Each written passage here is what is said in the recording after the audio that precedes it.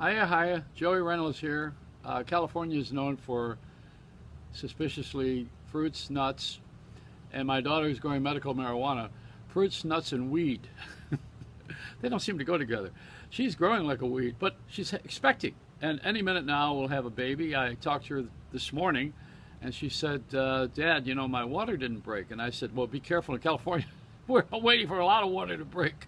And we're expecting it to heal us, not your water. But you know what? We got a lot of problems in our society, and they come from people who are acting out all of the time. And then there are those who are the canary in the coal mine. That's what Trump is doing right now, I think. You know, he's a guy who's got the loud mouth. That's what Morton Downey Jr. was on television.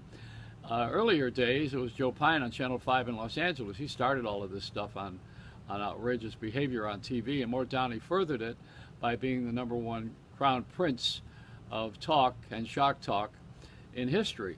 Now, after he got fired and left there, we did a series of movies on the streets in LA. I took him around and I shot with him. We were in front of an office where the guy with AIDS couldn't get some government money. We talked to roofers. We went on the beach where an old timer said, we're dying from greed.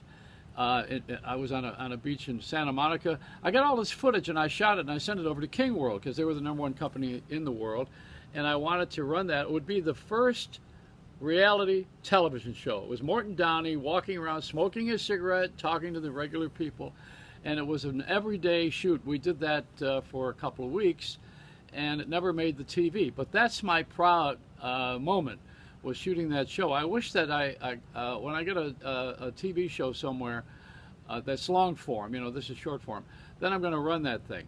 Now, you know, I got to tell you something. Morton Downey's lawyer was Trump's lawyer, and they're friends. You know, I mean, Morton Downey and Donald Trump were friends. And I remember when we did the show for a week from Atlantic City, and we did it at Trump's Casino, Trump's Plaza, and he had at that time, I think even Mike Tyson was fighting. A lot of these things were germs. They hadn't blossomed yet. But Downey was the guy behind a lot of the stuff in a way, because he was outrageous and he got attention. Howard Stern did it on radio. I did it years ago on the radio in a more innocent time.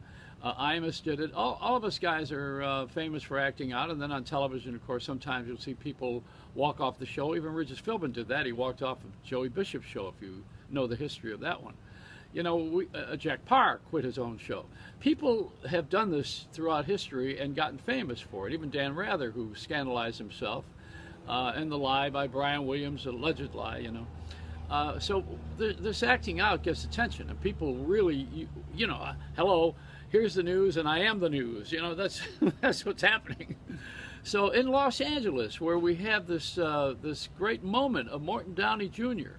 and walking along the streets, I wish I could share that with you. However, the film of Morton Downey Jr., The Evocateur, is on CNN Thursday night at 9 p.m. Thursday at 9 p.m. And I happen to be in the film because he was roommates with me years ago, a couple of times. And as a matter of fact, when I was responsible for the hit record Sherry, I locked myself in the studio in Hartford and played it for 4 hours, and it became a hit. Thank you very much, Jersey Boys. That was me. I was the jock that did that. And Morton Downey was the program director. So he's a guy that never pulled the plug on me. He let me go for 4 hours to do that. He was outrageous and let me be outrageous. So you got to know that part of the story. And it ties in to the Magic City.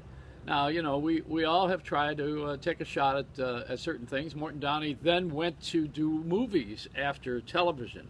And he was in a couple of films, big ones too. I forgot what the names of them were. There was a series that he did. It just escapes my mind for a moment.